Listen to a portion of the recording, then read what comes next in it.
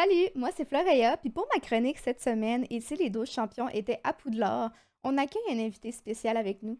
Bonsoir, moi c'est Madame Flora et je suis professeure de divination à Poudlard. J'ai entendu dire qu'il y avait 12 nouveaux élèves, alors le directeur Dumbledore et son compagnon Phoenix Ria m'ont demandé une tâche bien simple, lire leur avenir. Commençons tout d'abord par la première maison, Gryffondor. La première élève dans cette maison, Anna Moons. Anna Moons passera ses journées à lire et à dessiner des dessins ensorcelés qui vont prendre vie et déranger les professeurs parce que dans le fond, ils vont se promener partout dans la classe. Dans le futur, elle ouvrira sa propre boutique de tatou ensorcelés sur le chemin de la traverse et elle fera des créations qui deviendront vivantes, mais malheureusement, c'est ce qui causera sa perte parce qu'elle fera un loup-garou qui va par la suite la manger. Notre deuxième et dernière élève de Gryffondor, Mamzelle J. Mamzelle J sera une élève très gentille, mais également très bavarde. Elle dérangera aussi les professeurs en classe. Passionnée par tout ce qui est fantastique et par les créatures, elle essaiera toujours d'en apprendre un peu plus, et ce qui causera sa perte parce que dans le futur, elle voudra se faire tatouer un loup-garou sur elle. Passons maintenant à Poufsouffle. La première élève, Jockey.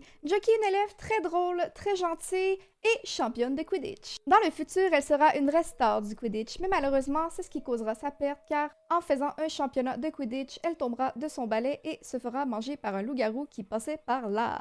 Le deuxième élève, John Mycroft. John Mycroft sera un élève très gentil, très calme, avec une voix très douce et il aura comme but de devenir coach d'une équipe de Quidditch. Dans le futur, il réalisera son rêve, mais malheureusement, c'est ce qui causera sa perte, car il deviendra coach d'une équipe très populaire de Quidditch et sa joueuse étoile tombera de son balai, alors il essaiera d'aller la sauver et finira mangé par un loup-garou. Le troisième et dernier élève, Urgent Pigeon. Urgent Pigeon sera un élève très gentil, très drôle, mais ayant comme quête de voyager. Il tannera souvent ses professeurs pour partir en balai et aller explorer. Dans le futur, c'est ce qu'il fera. Il ira sur son balai pour explorer, mais malheureusement, en allant un peu trop loin, il se perdra en forêt et sera porté disparu pour on ne sait quelle raison. Passons maintenant à Cerdaigle.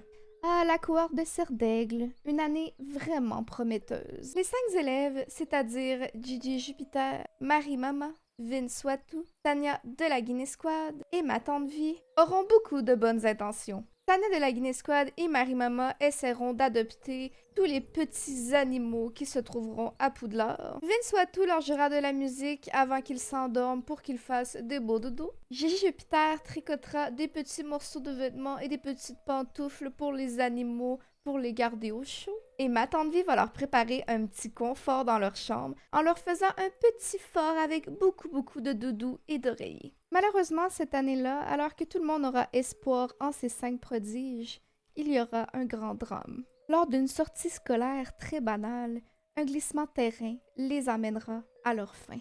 Le seul survivant sera Gigi Jupiter, qui sera sauvé par un gobelin banquier qui tombera en amour avec et qui vivra une histoire d'amour incroyable. Nous sommes finalement rendus à Serpentard. La première élève, c'est Chloé. Chloé sera une élève drôle et ambitieuse qui aura comme projet de devenir ministre de la détente magique et d'instaurer des pauses de thé obligatoires et de café. Le deuxième et dernier élève de Serpentard, Stone Moon. Stone Moon va être un élève également très ambitieux et très énergique et son plus grand rêve, voler sans balai. Dans le futur, les deux réaliseront leur rêve, mais malheureusement, c'est ce qui causera leur perte, car pendant une petite pause de thé, Stone Moon emmènera Chloé voler dans les airs sans balai, et comme par magie, une créature va tellement sauter haut qu'elle va les manger. Mais qu'est-ce? Un loup-garou. C'est ce qui conclut notre chronique de cette semaine. Merci beaucoup, Madame Flora, pour tout ce positif.